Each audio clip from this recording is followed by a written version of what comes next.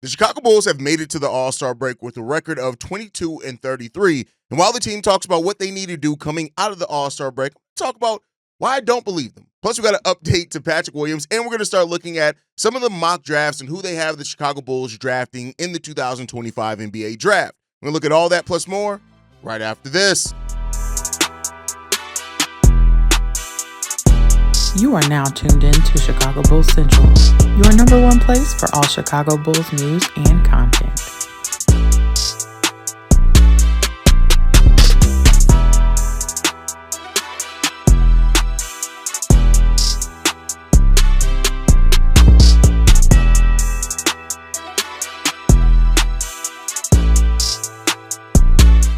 What's going on, Bulls fans? Welcome to another episode of Chicago Bulls Central, your number one spot for everything Chicago Bulls related. I'm the host there, Haize, but more importantly, you guys can follow the channel at Bulls Central Pod on every social media platform we happen to be on. With that said, let's go ahead and get into this content for today, y'all. And the Bulls lost their second game in a row to the Detroit Pistons, both games being at home in the United Center, and that's our fourth loss in a row. The Bulls have been struggling, right? And that's by design, right? And I don't think anybody's too surprised to hear that the Chicago Bulls are a bad team. They're a bad basketball team. I've been saying that for a month plus now at this point. The Bulls are a bad basketball team. There's just no way around it, right? They're 3-7 in their last 10 and have lost 4 in a row heading into a break in which, some teams could use the All-Star break to kind of pre-look at what their team is and kind of get it together. And I mean, this team is going to do that to an extent, but I think this team is who they are for the rest of the season, really. But we do have quotes from Kobe White saying this.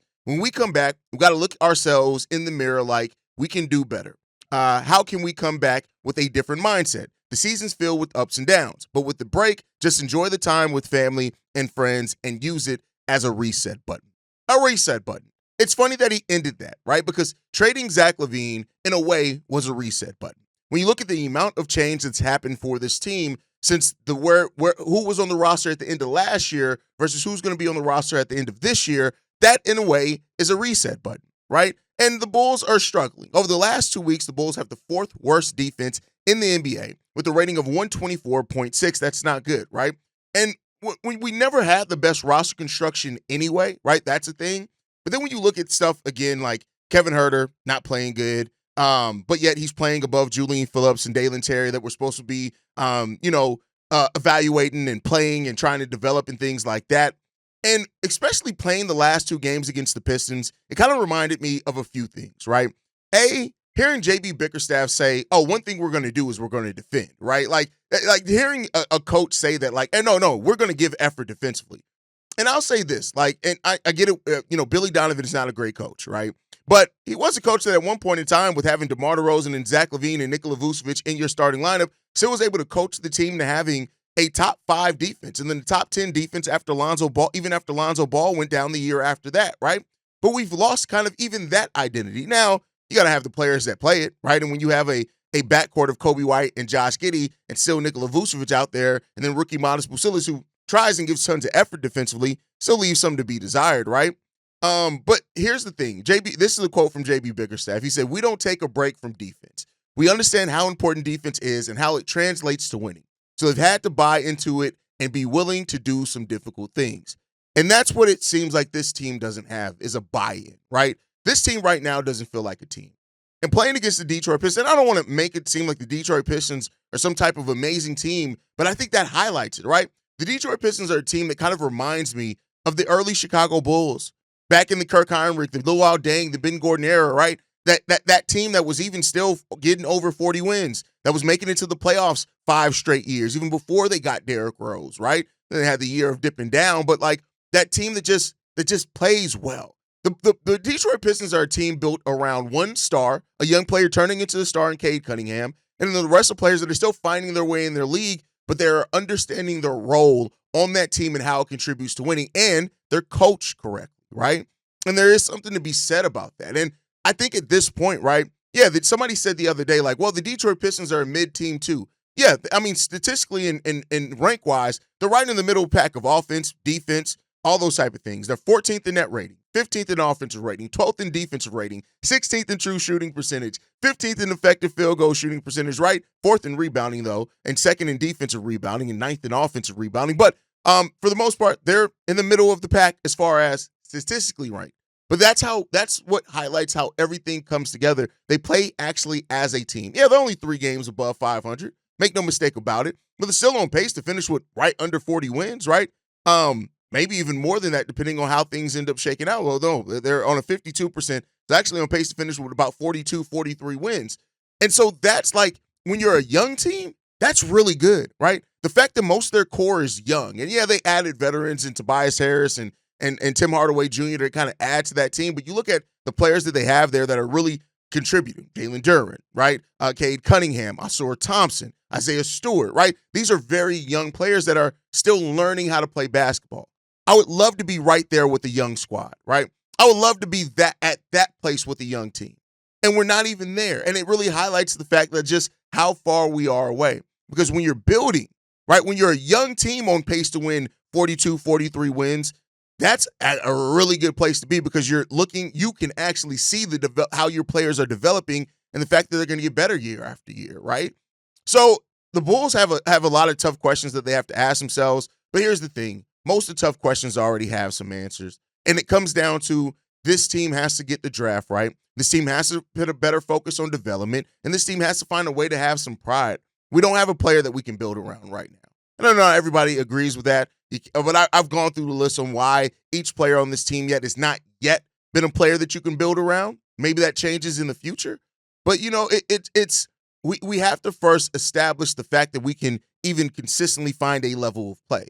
And that's where the Bulls are farthest off from right now, is finding a consistent level of play.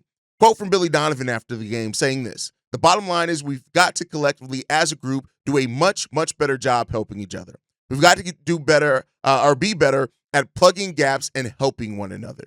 And I still, again, player, execution, and coaching, right? That's what contributes to on the court chemistry. We don't have that. We haven't really ever had that. And we've been a team that continually struggles at doing anything that actually looks like a fundamental basketball team, playing the game of basketball in the right way. And that's where the concern lies, at least for me, right? I can't speak for everybody and their own concerns for the team. But, Ayo showed a little bit of that. And that was a good thing to see last night, is Ayo Dosunmu having a little bit of edge, trying to have a little bit of pride about being in your own building, right? Getting in people's faces, those type of things, playing with the energy that he played with on both sides of the ball. We need somebody who's going to do that night in and night out. Now, that could be Ayo. That could be Ayo. That could be Modest, right? It could be whoever you want to point to. But we have to get to that point before we can even really start trying to establish anything. The rest of the season, as I said yesterday, is going to be very, very painful. Mainly for Bulls fans that get pained by seeing their team lose, as I think we all should do. But at the end of the day, the team has 27 games left. 27 games left on the calendar. That's what we got left. And, after the All-Star break, this is going to go by fast. I talked about the Bulls are coming out of that All-Star break with a very difficult schedule. Those first 10 games out of the All-Star break, there are 2 games against teams that should be easier. But then again, even with the Chicago Bulls and the way that they play, you never know how that's going to shape out, right? You look at the 2 games that could be easier on the Bulls schedule coming out of the All-Star break are Philadelphia, who we've been better than, have a better record than all season. But then again, you just never know how Tyrese Maxey or Joel Embiid is going to actually show up and play that night. You just never know, right? And the Toronto Raptors, right, who just traded for Brandon Ingram and gave him a contract extension, right, and have always played us fairly tough. Other than that, from February 20th to March 10th, when we come back, it's going to be a murderer's row. Now, then we have Brooklyn after that, March 13th. But then we go to Houston, Utah, Philly, Sacramento, LA, right? The Lakers, Denver, Lakers again, Dallas, OKC. It's this end of the season is not going to be pretty for the Chicago Bulls. And, this isn't even necessarily I'm outside the point now of talking about playing, seeding, and all of that for this team, because does it really matter? Does it really matter, right? Now, I guess one could say that it matters because playing, it's one game. You got to get hot for one game. Well, 2 games technically, with the Bulls being in the 10th seed, and it could drastically change the Bulls' lottery odds, right? But, I'm not. We'll cross that bridge when we get to it. Right now, we have a 1.5 game lead over the Philadelphia 76ers going into the All-Star break. And you got to look at players like, right, I want to take a quick look at the Chicago Bulls roster on what to expect coming out of the All-Star break, right? And I don't know what to expect from any of these guys. You look at the starting five, Josh Giddey, right? Josh Giddey's been Josh Giddey. I think that is what it is, right? We know that Josh Giddey is playing for a contract and to show that he's going to be part of the long-term Chicago Bulls future, and that's fine. We'll see where that ends up taking us, right? But Josh Giddey is a player that, again, confidence player, right? And sometimes that's ruined. But like I've said as well before, as much critiques and criticisms I could throw at Josh Giddey, we know that this roster isn't really suited to his skill set. He's not suited to cover up anything that he has, any type of negatives. Anything, this roster kind of highlights his negatives more than helps his negatives, right? Then, of course, you have Kobe White, wildly inconsistent. He had 5 straight games of scoring over 20 points and decent shooting, and then he had 2 games of shooting like crap. Before those 5 games, he had another 2 games of shooting like crap. So it's inconsistencies for Kobe White, and I don't know if realistically I see those inconsistencies changing much between now and the end of the season, right? Now, if he can show it over 27 games and be hugely consistent to finish off the season, great, right? Cool. But what does that really do, right? Ayo Dosunmu. Listen, Ayo's a dog. I wanted to see Ayo. Matter of fact, I want to see Ayo get more opportunity. I really do. I want to see Ayo get more opportunity to kind of have some things go through him on the offensive side of the ball because he's the only one at times that shows consistent effort. And I would love to see that from Ayo. Modest Bucilis, the young rook. I just want to see him finish the season starting and use that as a launching pad for what his season's going to be the rest of the way. That's all I want to see from Modest Bucilis. Use the rest of the season as a launching pad for what you're going to do in 2025-26. Keep showing us those flashes. I don't trust Billy Donovan to use them correctly each and every night, so that's why I'm taking some of it off of the responsibility off of Modest Bucilis because I've seen the way that Billy Donovan coaches him, and it's going to be weird. It's good, like because there are times where he's the one giving energy, and then Billy Donovan sits him. Vooch is in a painful place.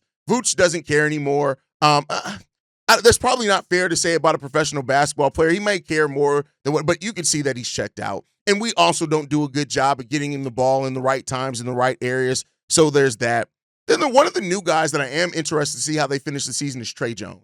Him and Lonzo Ball, especially because he's going to get opportunity when Lonzo Ball does sit. And so far, he's played pretty well in those times. Now, Lonzo definitely deserves to be ahead of him in the depth chart, not trying to make a case for anything else. But I think Trey Jones has shown that if the Bulls do move on from Lonzo this offseason or whatever else it is, which with them giving him contract extension probably isn't going to happen, but I wouldn't mind Trey Jones staying on this roster. I just wouldn't. Kevin Huerter I don't want to see Kevin Huerter on the ginger Denzel Valentine, keep him off my court. I'm sorry, keep him off the court. Jalen Smith, want to get more opportunities as well. He could very well be the Bulls starting center next year because if we do draft a young center, could be starting Jalen Smith. That's what you got there. And then Dalen Terry and Julian Phillips, take some minutes. I mean, just do something in this time, especially with P. Will being down. Take those minutes. And then that leads us to Patrick Williams. And as far as Patrick Williams, right, keep doing what you're doing since you've been on the bench. That's kind of your thing now, is that can you be that solid bench role player? But to do that, you got to be healthy. And that gets us to our next topic. Patrick Williams went down yesterday with a apparent knee injury, and we got updates on that after the game. Casey Johnson said this: Williams hit knees and aggravated a tendon, but x-rays checked out fine, and he's not concerned about it being long-term. So, listen, seems like a bruise there or whatever's going to happen. The good thing about it is that we have a week off of basketball. We don't play another game until Thursday. So, if he did just knock knees and he bruised a tendon or whatever else it is, aggravated it, he got a week now to rest it, which means that it's a week that over the All-Star break he's not going to be putting in work, but get back healthy, young fella, and then we'll see where it leads after that. So, and if it was going to happen, it happened at the time where it makes some sense, right? You get an All-Star break, you get to rest, and if he's not ready to go for some reason after the All-Star break, then that just opens up an opportunity for Julian Phillips, opens up some opportunities for Dalen Terry, right? Next man up mentality. I know people were like, well, if Patrick Williams is down, we didn't really lose anything. It's like, I get what you're getting at with that. Yeah, his statistical output has not been great. Like, it hasn't been a great season for Patrick Williams at all. And I think he showed, like last night, some really good defensive things, right? And that's really what I really want him to get back to, is just defense, right?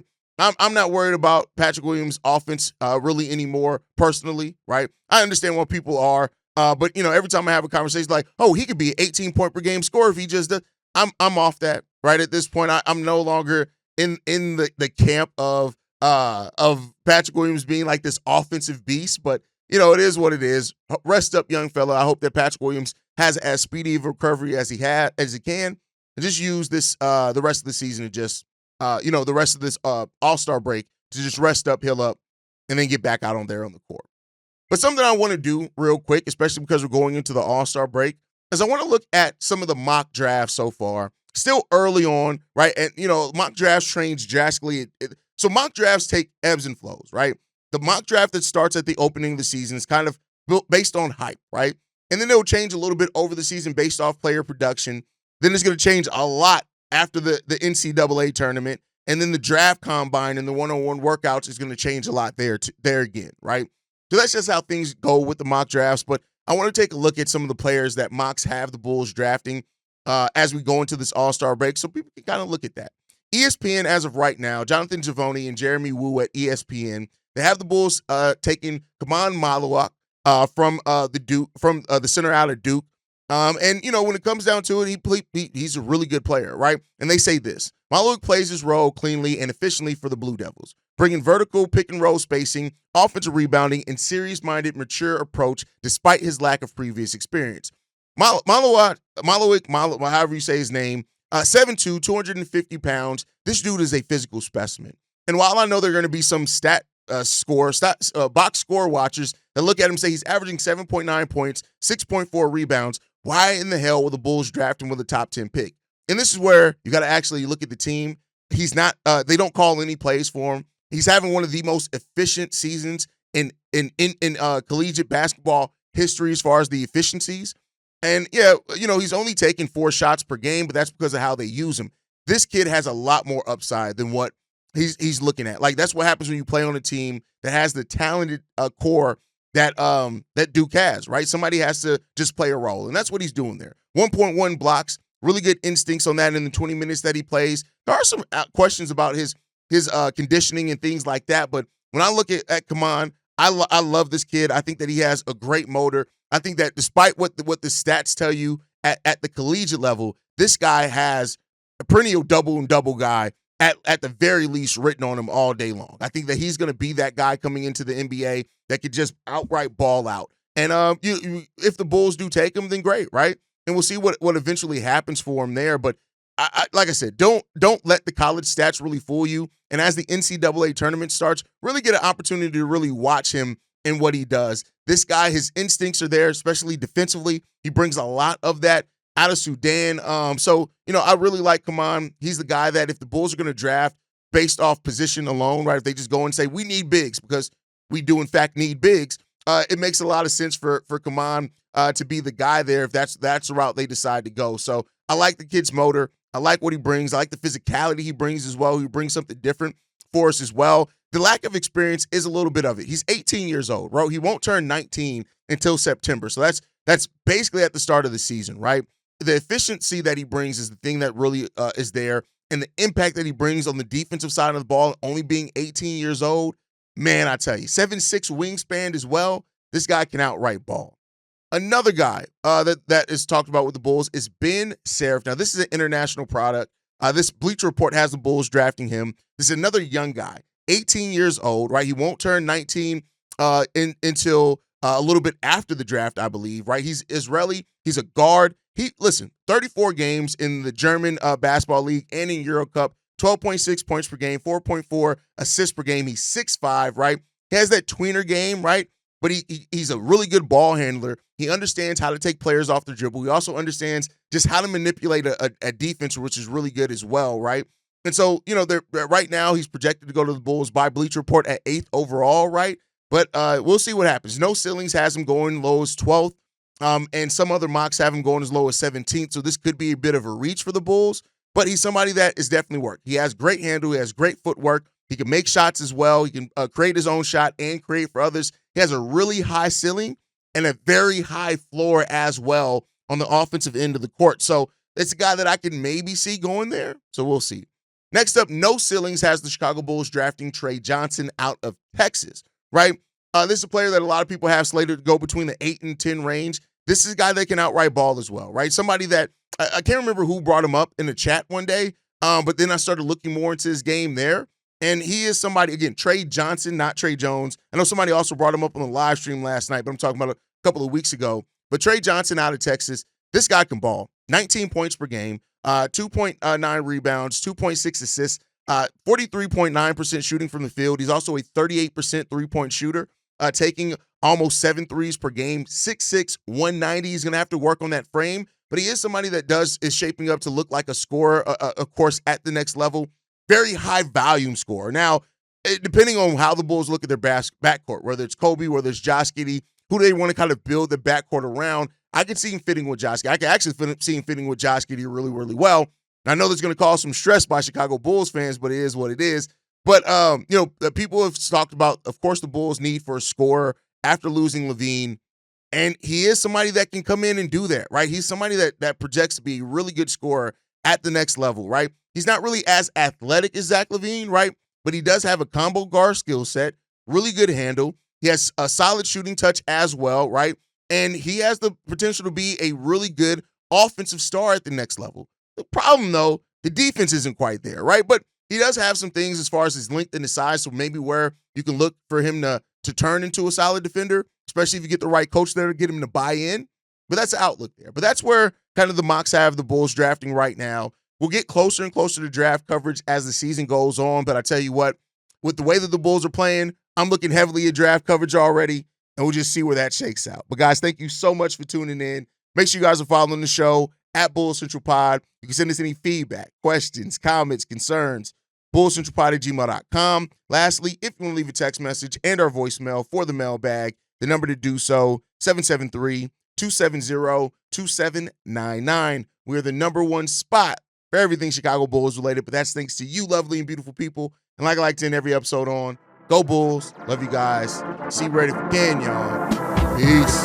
This has been a presentation of the Break Media.